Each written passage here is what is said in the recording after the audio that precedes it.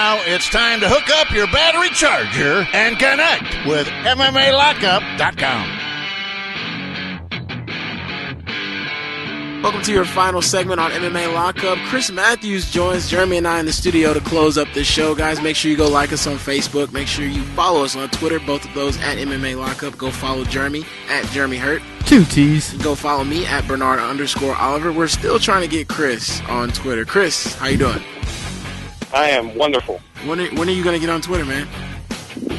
What's that? I said, when are you going to get on Twitter? Peer pressure. Well, that's a good question. Maybe I'll do it after we get off the phone here. You know, Don. We were talking about Don earlier, and Don actually beat you on Twitter.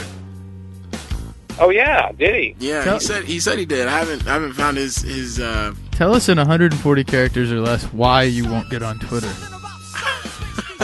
Well, man, now that's a show segment. That's a show in itself. There's a lot of layers to myself, and we need to do something with that. That could be pretty funny, actually. I don't even know how to respond to that, and I can respond to anything. I was telling Bernard, if we do get you on Twitter, we'll just completely lose you. Like, we'll never see Chris again. You'll be just completely arguing with people on Twitter all day. No, see, what you're forgetting. I will say this. I'm actually starting to train Brazilian Jiu-Jitsu. Nice. And what I'm looking to do is I'm going to be doing a video blog of all of my training.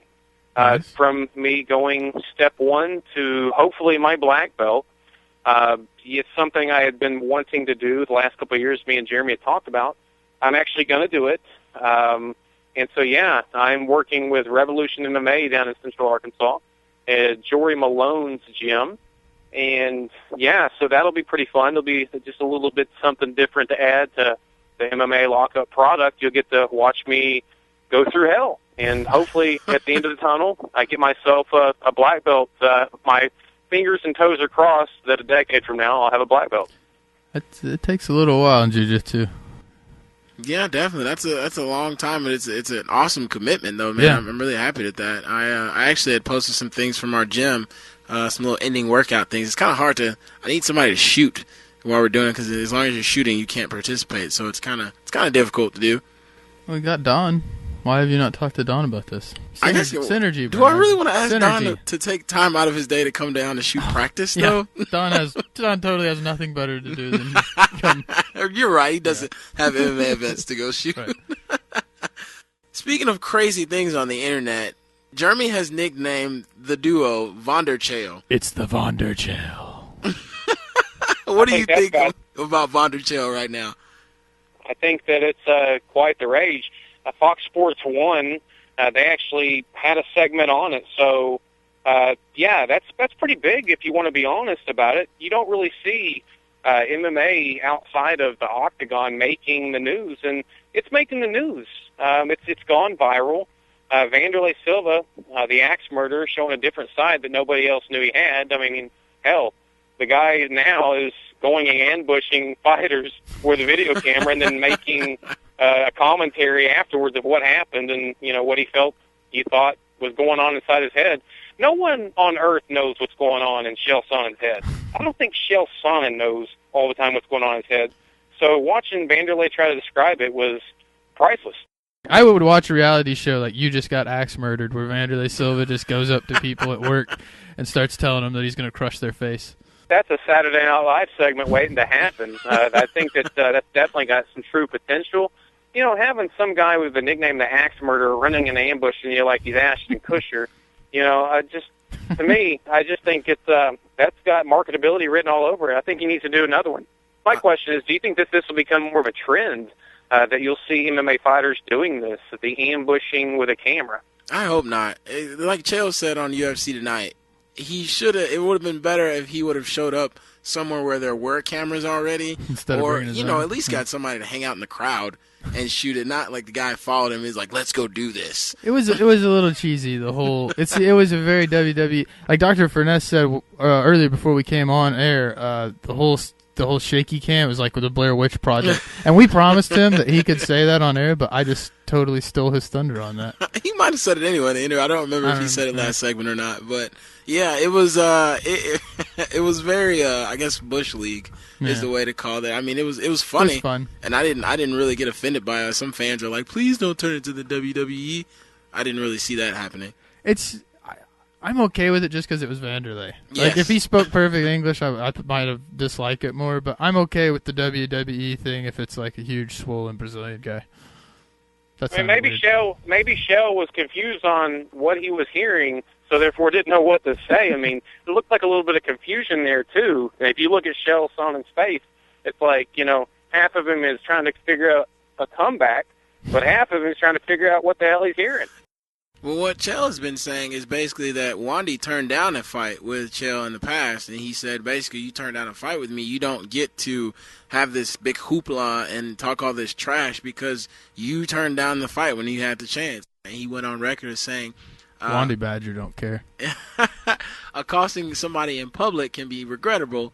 Accosting a gangster can be hazardous. Those are the words of Chael Sonnen, and he basically went on further to say that you don't have the right to fight me because you turned down the fight. No, he brought logic and rationale to it, and he's absolutely right. Which I mean, when he's it comes totally down to known it, for. Chael Sonnen's about business. Yeah. Yeah, Chael he's very, very intelligent. I mean, we found that out when we got to talk to Chael a few months back when he was fighting John Jones. He definitely is a very, very down-to-earth, very high-intelligence guy. So it's really funny, not that Wandy's not intelligent, but it's really funny to see these two go at it because there's a total campaign behind Wandy going against Chael, and then you got Chael Sonnen, the MMA politician. I just had another $1 million idea. We get a talk show, right? Hosted by Vanderlei. Oh, here we go. Chael, is his Andy Richter type guy. And then they just, have various guests that come out and they talk to him for a couple minutes and then they start screaming at each other. Chris, do you think that could work? The Vandershell. We're going to make some money off this. Those two guys are, they're definitely different ends of the spectrum. And, it looks to me like Vanderlei's feelings are hurt a little bit, or at least his ego's hurt. Oh, yeah. That's the only reason you do something like that. And he's absolutely right. He turned down the fight. Huh? So, really, Vanderlei's comments become irrelevant, and that's why you go ambush somebody with a video camera. Chael Sonnen right now is money. Him defeating Mauricio Shogun, who before that I might have taken, doubtful, but I possibly would have taken Vanderlei over Chael Sonnen. But the guy looked phenomenal against Shogun. He was a heavy, heavy underdog against Shogun, and I think he would beat Vanderlei Silva. I mean, if you want to get down Definitely. to it, he probably would. Yeah. I would have said that. I thought Shogun had a pretty good chance of winning that fight. I still would have thought he'd beat Vanderlei. And UFC Vanderlei, I don't know. That's a drag him down and beat him up fight for Chael. Yeah, and that was one of the points that Dr. Finesse brought up earlier. He said that, maybe if it was Pride Vanderlei, maybe we get a great fight on our hands, but Vanderlei hasn't looked that way in a long time. And, he's won a couple of fights in UFC. I want to say he won his last fight, too. I'm not looking at his record right now, but I'm pretty sure he won his last fight. It doesn't even matter what else Vanderlei does in the UFC. After the Jardine fight, everything else is irrelevant. Booyah. Oh, and I'd like to say one thing. I'm going to our Facebook page. It's MMA Lockup at Facebook. I threw out the question if Glover Teixeira would be as stiff a competition as Alexander Gustafsson, and Bernard went ahead and threw out there, nope.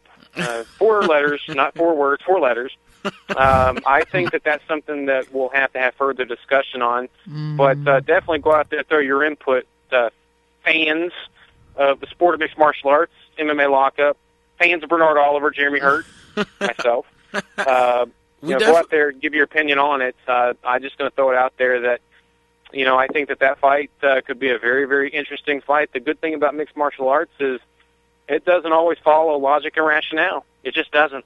I was speaking of the Facebook, which we already Bernard and I earlier in the show, we touched on the Teixeira Gustafsson comparison vis-a-vis John Jones, and we both agreed on that. I'm also in the nope category on that one.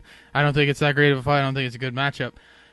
Transitioning a little, the Facebook thing, I was a little bit upset. I was a little bit hurt. I tried to get Massive Head Wound Thursday going. And, I even kicked it off right with Martin Eastman's forehead coin slot. No one jumped in on that. I was a little bit upset. So I'm making that a permanent thing now. Thursdays, I'm posting pictures of people with massive cuts on their head, and people can either get with the program or get left behind.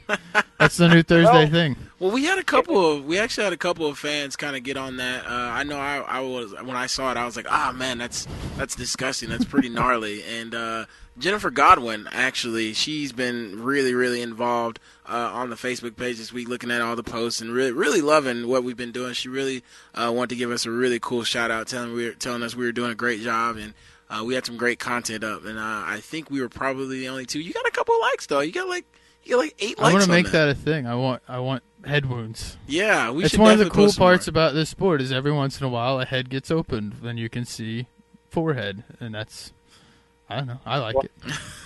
Well, and then Jeremy, if you wouldn't mind reiterate that again, what is Thursdays?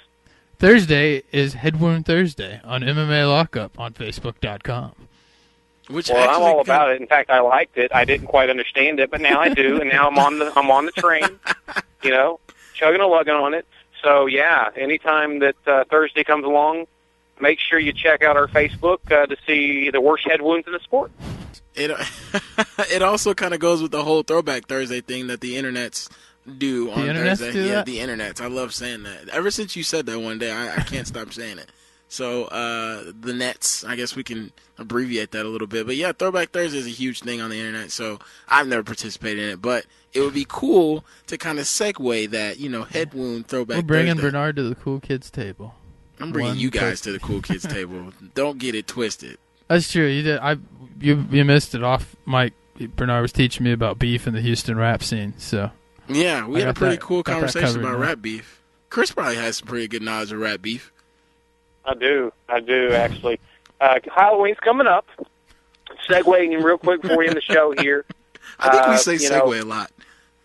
Yeah, I mean, we got to talking about Bernard and rap scenes, this and that. Last year I tried to get Bernard to be Pinky from Friday. Oh, it's not going to happen. It's not going to happen. It's not going to happen this year either. So my suggestion is we throw a Facebook poll out there and see what the public thinks about Bernard being Pinky for Halloween. And Jeremy, your thoughts on that? I'm for it. Like I said, of course you are. I'm for it, not against it. No, it's not going to happen. You know my two costume choices, since we're going to talk about that this early in the month, my two costume choices are Apollo Creed and what's his face from Street Fighter, Balrog from Street Fighter, because I have a group of friends that want to all dress up like Street Fighter. No, that's not going to work for me. You're going to have to do something. Yeah, man, you listen. Pinky is much cooler. It's funnier. No, and, it's not. It's just, I beg to differ. That is funny. You guys are listening to Fox Sports 1190. We are going to go ahead and wrap up here. I'm just going to say... Just real quickly, Chris, tell us real quickly, Knockout Artist Radio, what's it all about? Knockout Artist Radio, yeah. Well, we came to terms with Knockout Artist Clothing Company out of Modesto, California.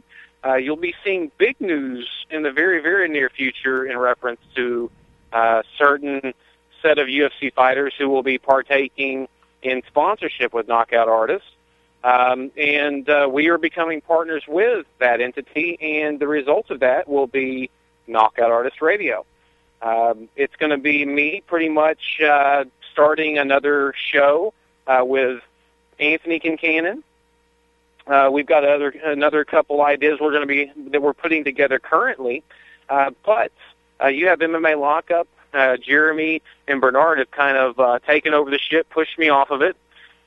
So yeah, I've set sail and I'm off to another destination, and y'all are going to be our sister show. We'll be the brother, y'all be the sister. I thought you guys were our sister show. Can we be that cool aunt who lets you bum a cigarette when you're 14?